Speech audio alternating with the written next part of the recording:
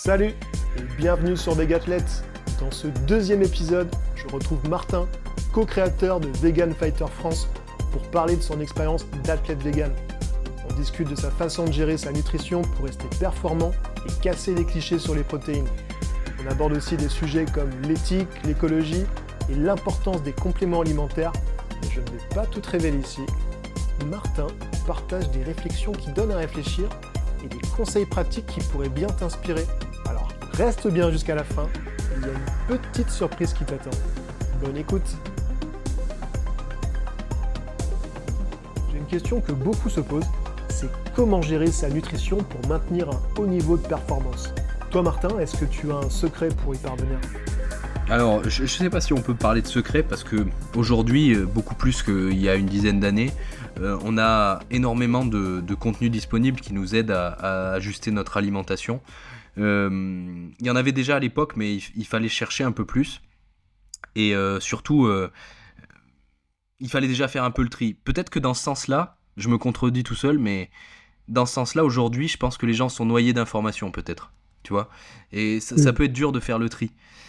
Mais en réalité, il faut revenir à quelque chose de simple. Pour quelqu'un qui est déjà un athlète et qui veut devenir vegan, qui en gros sait déjà gérer son alimentation en tant que sportif non vegan, je pense que c'est très facile à faire. Dans le sens où on a déjà l'habitude de regarder la composition des aliments, de savoir qu'est-ce qu'il y a comme protéines, comme lipides, comme glucides, comme micronutriments dans nos aliments. Et avec quelques recherches simples, on arrive à trouver des alternatives à un peu tout ce dont on a besoin. On sait aujourd'hui que... c'est pas à toi que je vais apprendre que dans le tofu, le tempeh, le soja, les légumineuses, etc., il n'y a aucun problème aujourd'hui pour un végétalien à atteindre son total protéique dans la journée. Le sujet qui déchaîne les foules, c'est où trouvez-vous vos protéines ? Autant il y a 10 ans, je comprenais que c'était la question à se poser. Aujourd'hui, je me demande pourquoi on continue à poser la question. C'est peut-être moi qui suis biaisé, à force de répondre à cette question un nombre incalculable de fois. Je ne comprends pas pourquoi les gens me la posent encore. Mais aujourd'hui, les sources de protéines, il y en a absolument de partout. On en parlait tout à l'heure en off. Dans les supermarchés, dans les grandes enseignes de supermarchés, on a toute une partie des rayons viande qui sont composés de simili-carnés. Alors je dis pas qu'il faut manger que des simili-carnés. J'essaye d'équilibrer mon alimentation pour en avoir pour le plaisir dedans, Oui, mais pour que ça ne fasse, sûr. voilà, que ça représente pas 100% de mon alimentation. Non pas que ce soit un problème éthique pour moi, mais je sens quand même que si je mange que des merguez végétales, comment ne pas rentrer dans des détails dégueulasses, mais disons que je digère moins bien. Voilà. Parce qu'il faut Je le le rappeler, sens. les personnes qui passent à une alimentation végétale, c'est pas par dégoût gustatif de la viande, des merguez ou des kebabs ou autres, c'est pour des raisons plutôt éthiques. Clairement. En tout Et cas, c'était parfois, mon... manger un simili carné comme tu peux le faire avec d'autres personnes, moi le premier, c'est retrouver un petit peu cette saveur sans la cruauté animale. Aujourd'hui, j'ai acheté, ce matin, j'ai acheté des lardons végétaux je sais plus quelle marque, de La Vie ou Happy Forge, je sais plus. Je sais que je vais me faire des pâtes à la carbonara, tu vois. Je sais pas quand je vais me les faire, dans la semaine. Ça va pas être tous les soirs où je vais manger des pâtes à la carbo végétales, tu vois, parce que sinon, tu manges que des simili. La plupart du temps, je mange du tofu, des légumineuses, des choses comme ça. Mais de temps en temps, je me fais mes pâtes à la carbo parce que j'aime bien ça. Ouais, Et tu j'ai retrouves pas besoin de tuer. cette Voilà, saveur, j'ai ce plaisir-là. ce plaisir. Maintenant, comme je te l'ai dit tout à l'heure, au début de mon parcours, j'avais accepté de faire complètement une croix là-dessus. Et pendant un certain temps, il n'y avait pas le niveau de simili carné qui existe aujourd'hui pour se faire ces plaisirs-là. Il y avait des trucs, il y avait des galettes, mais tu voyais tout de suite la différence avec de la vraie viande. Aujourd'hui, il y a des trucs. Alors c'est peut-être parce que j'ai pas mangé de viande depuis longtemps, mais c'en est presque dérangeant de les manger. Tu vois, je sais pas si t'as essayé le jambon justement de la marque La Vie, ils font du jambon en tranches. D'accord. Putain, ça sent le jambon, c'est presque stressant quoi. Tu vois, D'accord. on dirait presque que ça sent plus le jambon que du vrai jambon quoi. Ils ont tellement voulu le mettre en avant, tu sens qu'ils ont travaillé sur le goût, mais aussi sur l'odeur, sur la Ouais. texture. Donc, en plus, la composition, et tout le monde s'accorde à le dire, la composition des simili-carnés, parce que j'ai l'air de dire que c'est pas bien de manger des simili-carnés, mais c'est toujours mieux que de manger de la viande, en fait. Toujours, que ce soit éthique ou même écologique. Clairement, ça consomme beaucoup moins d'eau, beaucoup moins de ressources, et t'as pas besoin de tuer des animaux, donc ça c'est pour les aspects écologiques et éthiques. Et même en termes de composition pour ton corps, il n'y a pas de cholestérol dedans. Souvent, les listes d'ingrédients sont pas longues comme le bras, contrairement à ce qu'on essaye de te faire penser. Alors bien peut-être qu'il en existe certaines qui sont dégueulasses, mais la plupart, en tout cas les grandes marques que tu peux retrouver en supermarché, tu regardes la liste des ingrédients, parfois c'est moins long que des produits avec de la vraie viande. C'est simple, hein. Tu prends un scan Yuka et tu compares. C'est vite réglé. Exactement, voilà. Et je pense que c'est vraiment un exercice à faire pour celui qui se pose la question. Et tu te rends compte que c'est des produits qui sont recommandés la plupart du temps dans le cadre d'une alimentation diététique. Donc, c'est pas du tout le mal, quoi. Tu vois, même si j'essaye de rester plus proche de produits bruts, également pour des raisons économiques, parce que c'est vrai que s'il y a un reproche que je ferai toujours à cette filière-là aujourd'hui, même si je comprends très bien pourquoi, c'est que c'est toujours un peu cher. Ne manger que des simili-carnés, c'est quand même un budget, je pense. Les produits végétaux de Herta font concurrence à d'autres marques peut-être un peu plus éthiques, parce que ils utilisent leur puissance industrielle pour créer ces produits-là. Ce que moi je pense être une bonne chose d'une certaine façon, parce que ça montre qu'il y a une transition qui se fait chez ces gros industriels. Exactement. Et de plus en plus, c'est aussi grâce au travail d'associations, je pense, comme L214, qui ont travaillé longtemps en amont pour faire changer, pour imposer un petit peu ces dérivés à la viande carnée, et passer à la viande végétale. Je pense qu'il y a un travail de fond, on peut le dire, de la part des militants, qui est très très impressionnant, et on peut les remercier. Et aujourd'hui, on les remercie. D'ailleurs, là, tu mets vraiment le doigt sur quelque chose. Hein. C'est en fait L214, ils sont connus pour leurs enquêtes en sous-marin dans les abattoirs, dans les industries, où ils vont entre guillemets prendre des images illégalement. Tu vois, ils sont connus pour ça, et d'ailleurs leurs subventions ont été suspendues, il me semble. Il y a une affaire comme ça, notamment à cause de ça. Il faut savoir, et le grand public doit le savoir aussi, que L214, ça représente qu'une partie de leurs activités. Ils sont sur le terrain, ils vont sensibiliser énormément d'entreprises, comme tu l'as dit, pour les aider dans leur transition, pour les aider à végétaliser leur gamme de produits. Ils vont dans les écoles, ils font des sensibilisations dans tous les sens. Il y a des gens qui travaillent au quotidien, et les images dans les abattoirs qui doivent être prises. Hein. Moi, je suis totalement d'accord avec ça, comme tu l'imagines bien. Quand les lobbies de la viande s'y opposent parce que c'est pas bien d'aller filmer à leur insu des employés d'abattoirs, commencez par avoir le cul propre. Désolé pour le terme, mais s'ils respectaient toutes les normes et les animaux en général, il n'y aurait pas besoin de faire ça. Voilà. Bien sûr. Ça peut, je le reconnais, c'est choquant, mais ça fait aussi réfléchir. Bien sûr, ça m'a aidé à... Et là, tu parles juste du fait de tuer des animaux, mais de les abattre en mode normal, mais comme ça devrait être fait. Déjà, ça, c'est choquant. Mais les images que sortent L214 et d'autres associations, ce sont des conditions dégradées de ce mode-là. C'est-à-dire qu'ils ne respectent pas leurs propres règles, et c'est ça qui est mis en avant. Alors, il se trouve que les gens découvrent par ailleurs que même quand tu respectes toutes les règles, c'est quand même assez affreux. Et c'est pour ça qu'on peut devenir vegan, par exemple. Mais le pire, c'est que ce qui est dénoncé, ce sont des abus. Ce sont des étourdissements qui ne sont pas faits, ce sont des conditions d'hygiène déplorables, ce sont des animaux qu'on laisse souffrir, qu'on laisse malades, qu'on laisse blesser, sans les soigner dans certains élevages. Voilà, c'est ces images-là qui ressortent. Donc quand les lobbies se plaignent que c'est pas bien de les filmer à leur insu, commencez par respecter vos propres règles, et peut-être que personne ne s'offusquera, quoi. Et sinon, Martin, c'est super qu'on ait pu parler de conditions animales, et c'est très très important qu'on en reparle. Je voulais aussi aborder un autre sujet, c'était toi en tant qu'athlète, qu'est-ce que tu penses des compléments alimentaires? Est-ce que tu en consommes, et si oui, lesquels? Et pourquoi? Alors oui, moi j'en consomme déjà, pour répondre à la question. J'en consommais déjà avant de devenir vegan et j'en consomme toujours. La seule différence, c'est la composition de ces compléments-là. C'est-à-dire qu'avant, je prenais déjà des protéines en poudre.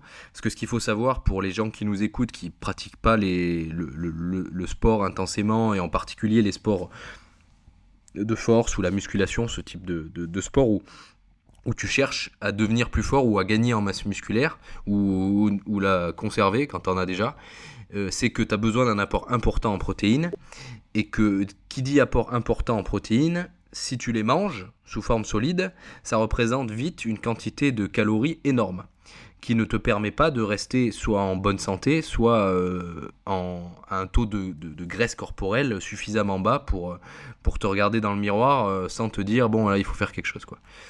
Donc, qu'est-ce que tu peux faire dans ces cas-là ? Consommer des protéines en poudre pour atteindre ton total protéique sans exploser ton total de calories. Parce que les protéines en poudre, le concept même, c'est qu'il n'y a pratiquement que des protéines dedans. Donc, il n'y a pas de glucides, il n'y a pas de lipides. Ce sont tu vas avoir l'attente, parce que j'essaye de me rappeler. Dans à peu près 30 grammes de protéines végétales, je sais pas pour les animaux, mais tu dois avoir 170 calories, quelque chose comme ça.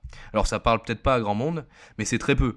Si tu manges un steak de viande à la place, tu auras facile 2 à 3 fois cette quantité de calories dedans. Et si tu prends des légumineuses, des lentilles par exemple, ou des pois chiches, bah, c'est pareil, parce que ce sont des aliments qui sont quand même très caloriques, qui sont bourrés de glucides et qui sont donc caloriques. Donc l'intérêt des protéines en poudre, que je prenais déjà avant à base de lait à l'époque, et que je prends désormais d'origine végétale, c'est de booster mon total calorique journalier sans consommer mon total protéique, sans exploser mon total calorique. Ok, donc, oui, donc de toute façon, en plus, ça, c'est bien de le préciser, mais c'est également une autre alternative pour consommer de la protéine. Oui. En tant qu'athlète et toujours et augmenter tes performances. Bien sûr, mais on va pas se mentir, en fait, tous les pratiquants de musculation, qu'ils soient véganes ou non, à un moment donné, si tu les vois qui sont ni dopés, ni gras, et balèzes, les 99% ils consomment des protéines en poudre. Ouais. Parce que sinon, t'arrives jamais. Quand tu fais 80 kilos relativement sec pour plus ou moins 1m80, tu devrais consommer pas loin de 150-160 grammes de protéines par jour. Si tu les manges de manière solide et que ton corps il carbonise tout ça, accroche-toi. Accroche-toi. Il faut vraiment en bouffer. Hein. Ah, il faut et puis même estomac, en termes de digestion. L'estomac sur pattes. J'adore les... Ouais, exactement. Compliqué. Exactement. Quand j'étais ado, je l'ai fait, mes premières prises de masse où j'étais pas du tout vegan. Je suis passé de 50 kilos à 62, à 65, quelque chose comme ça, à l'âge de 16 ou 17 ans. Donc j'ai fait vraiment une grosse prise au début et j'étais contre les protéines en poudre. Donc je mangeais du thon, je mangeais du jambon de poulet, rien de plus horrible que ça d'ailleurs. Ouais. Je mangeais énormément, mais j'étais un ado. Et quand t'es un ado, déjà, tu métabolises beaucoup plus facilement un peu tout ce que tu bouffes. Bien sûr. Malgré tout, je mangeais à en vomir. J'avais plus aucun plaisir gustatif à force de me gaver. Tu vois ? C'est bien que tu le précises parce que pendant longtemps, ça a été un peu mal vu de consommer de la protéine, un peu vu comme une forme de dopage, tu sais. Et oui, aujourd'hui, ça n'est plus du tout. Aujourd'hui, ça s'est tout à fait banalisé. Énormément de sportifs consomment de la protéine au quotidien, que ce soit en musculation ou d'autres sports.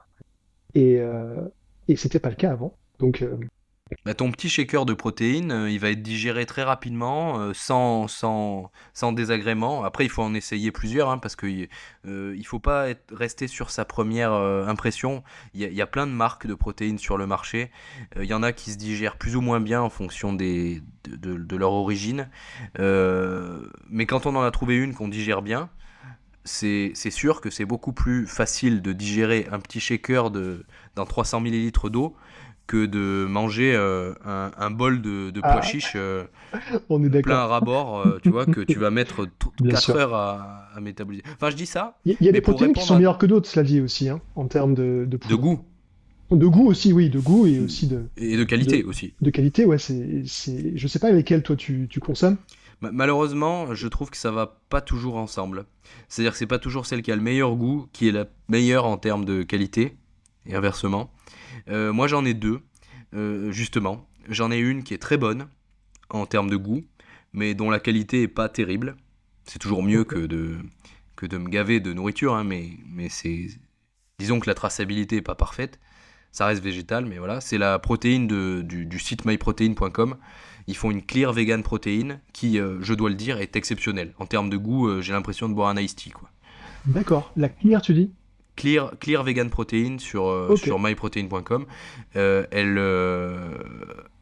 Franchement, j'en consomme presque tous les jours le matin parce que c'est un truc qui passe. Enfin, en termes de digestion, c'est formidable. Je sais pas ce qu'ils mettent là-dedans, mais tu le digères très très bien et surtout c'est bon, quoi. Tu pourrais en prendre par plaisir. Ouais. Et j'en ai une deuxième que je prends après presque tous mes entraînements. C'est la protéine en poudre, la super protéine végétale. Parce que quand il y a super, c'est encore mieux. De Super Physique, donc la marque de Super Physique de Rudy Koya. De Rudy Koya. Voilà. Qui est végétal parce que en fait l'associé de Rudy, Fabrice qui anime avec lui le podcast Super Physique, est vegan depuis maintenant 5 ou 6 ans, quelque chose comme ça. Et donc quand ils ont lancé leur protéine en poudre, ils souhaitaient que ce soit vegan. Tant mieux, parce que la qualité est exceptionnelle. Là, on n'est que sur du bio, il y a 3 ingrédients dedans, qui sont les 3 sources de protéines. Et dans la version aromatisée, il y a un peu de cacao en poudre, qui sert d'arôme. La contrepartie de ça, c'est que débutant, attention, hein, si c'est votre première protéine en poudre, ça va faire bizarre. Hein. Si vous la prenez avec de l'eau, c'est pas bon, quoi. Voilà, d'accord. Le goût n'est pas bon. Par contre, ça se digère très très bien et la qualité est top. Donc si je dois vraiment en conseiller une à quelqu'un qui fait cette démarche-là pour des raisons de santé, c'est celle-ci. En plus, j'ai confiance en Rudy, je l'ai rencontré pas mal de fois. Même si lui n'est pas vegan,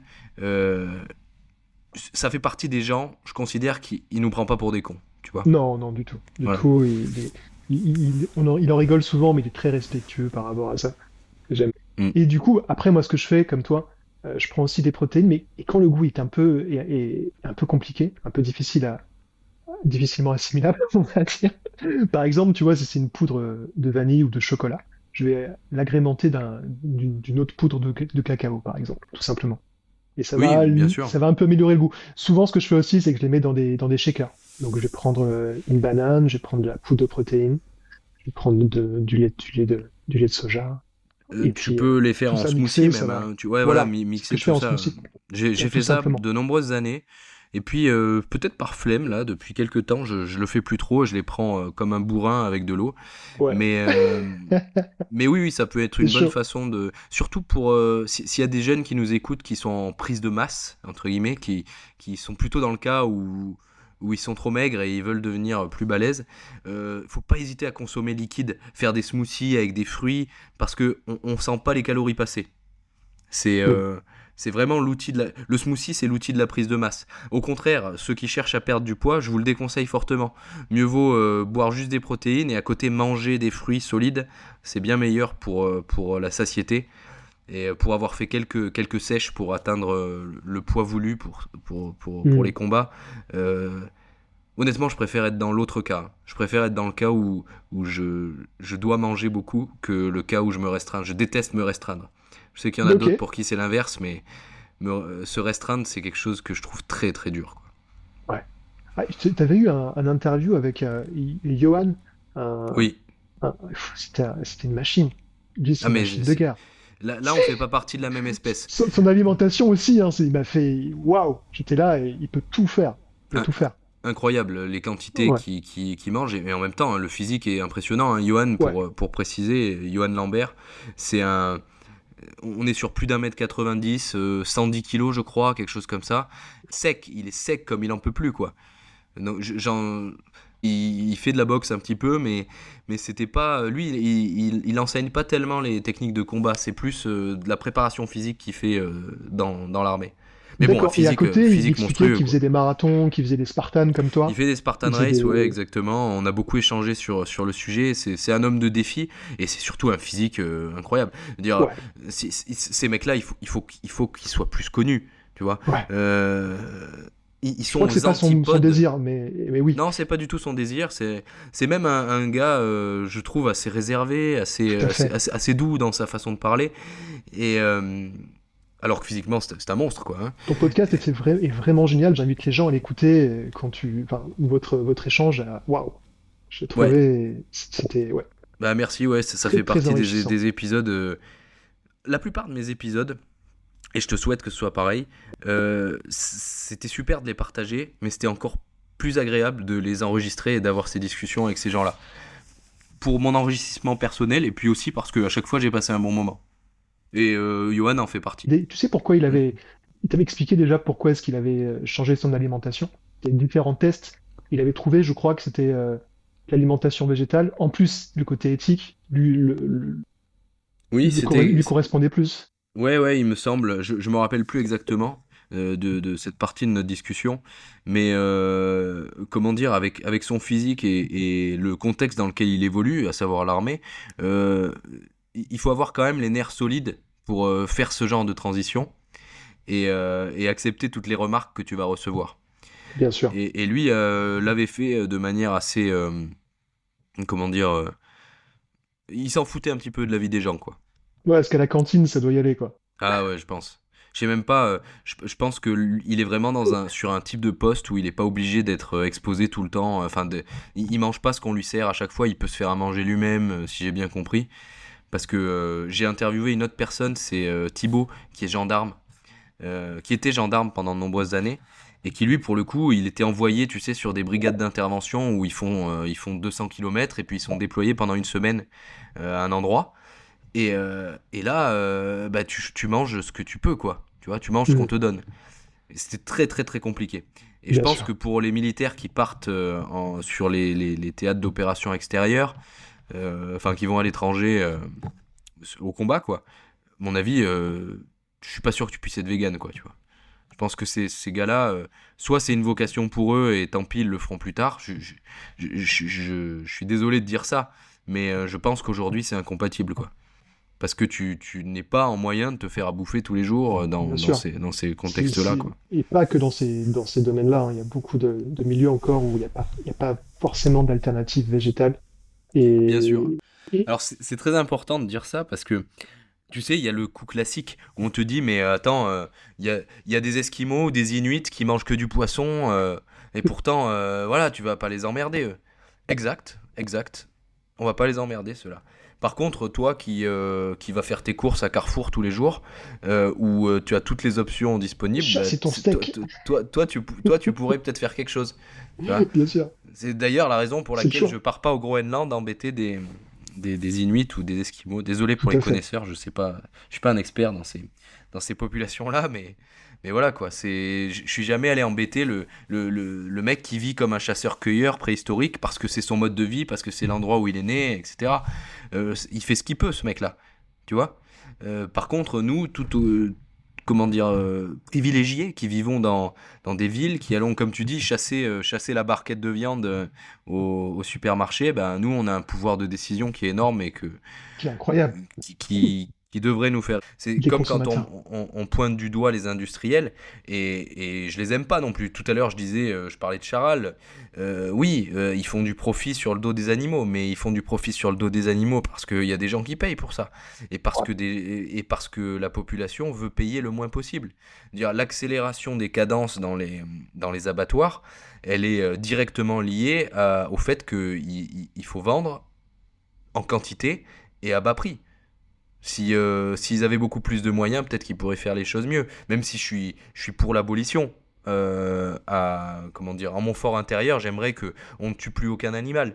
Mais si déjà on peut commencer par arrêter ces cadences effrénées et ces maltraitances permanentes, ce serait déjà un bon début, quoi.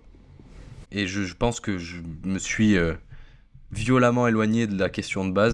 Et ouais, sinon, oui, je prends aussi de la vitamine B12 depuis pas mal d'années. J'en ai pas pris tout de suite parce que je faisais partie des réfractaires au début qui disaient ouais, ça va, on verra quand j'aurai un problème, je me supplémenterai. Et puis j'ai fini par être convaincu que que ça pouvait déjà pas me faire de mal.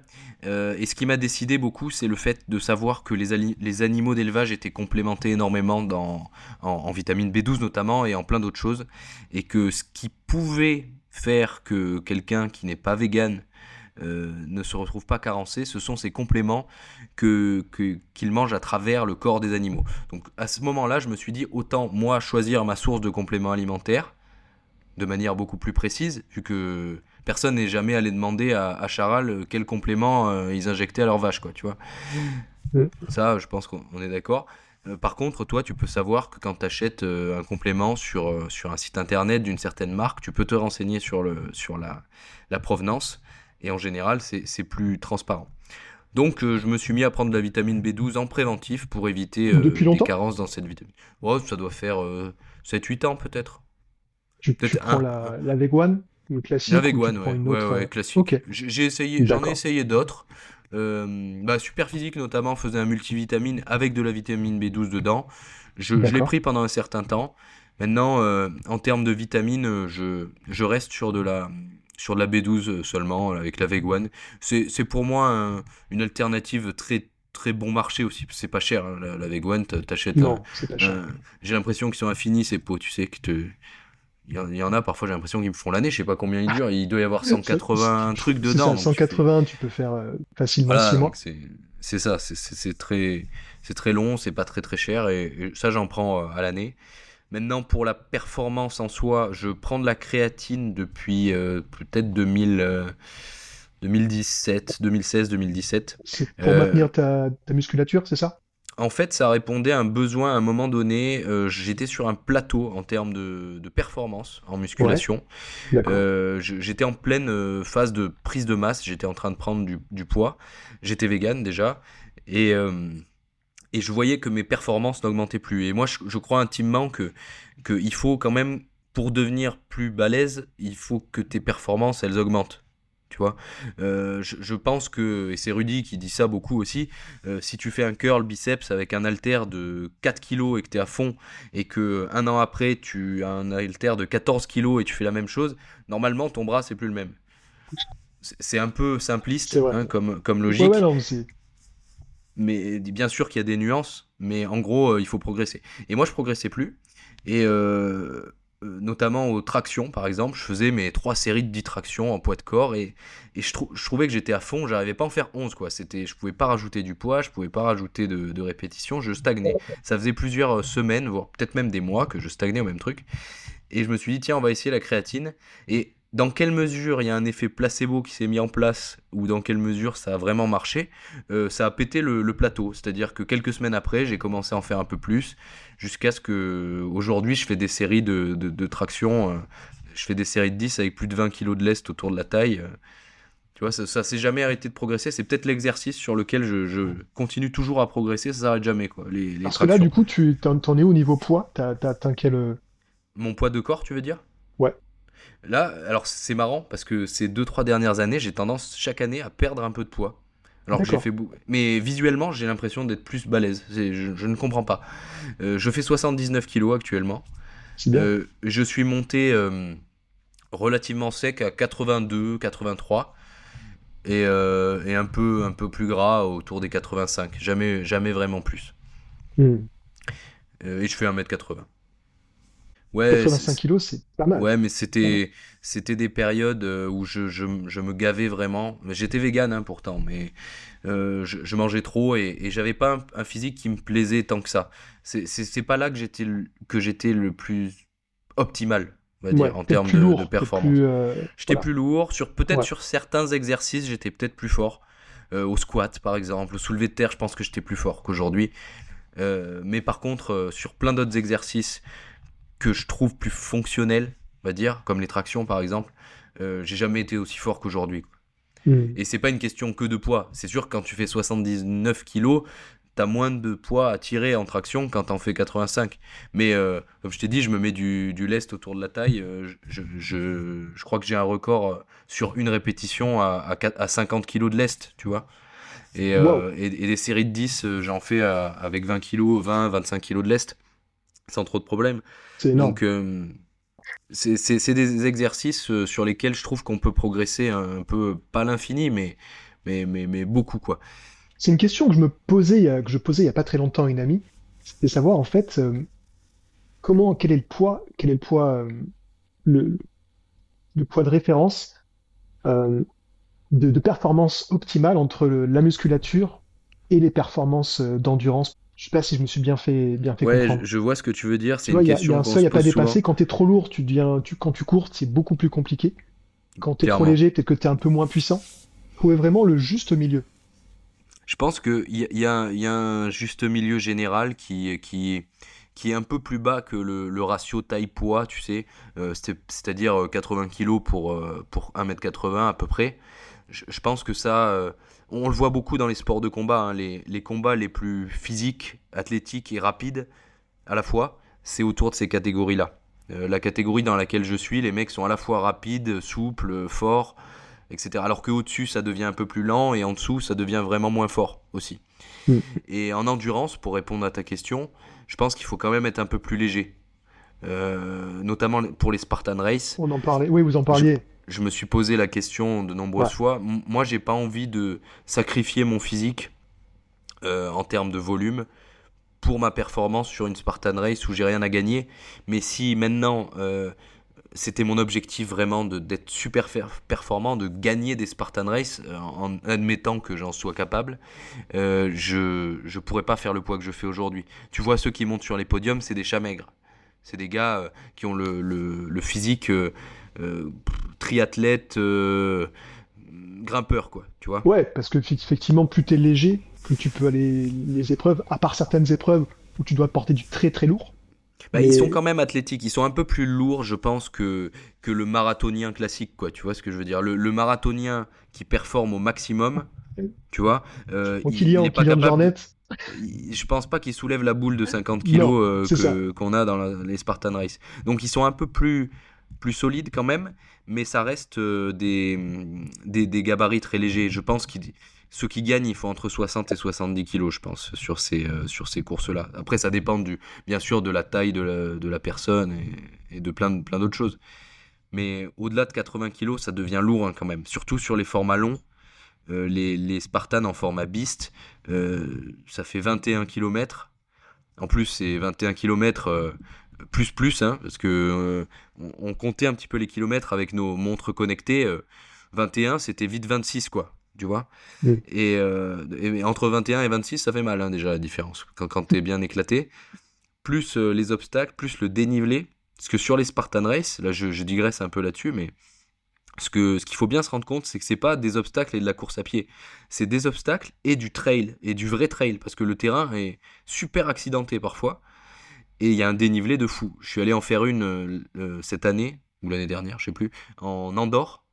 Donc j'ai fait le format Beast en Andorre, théoriquement 21 km, avec 2000 mètres de dénivelé, interminable.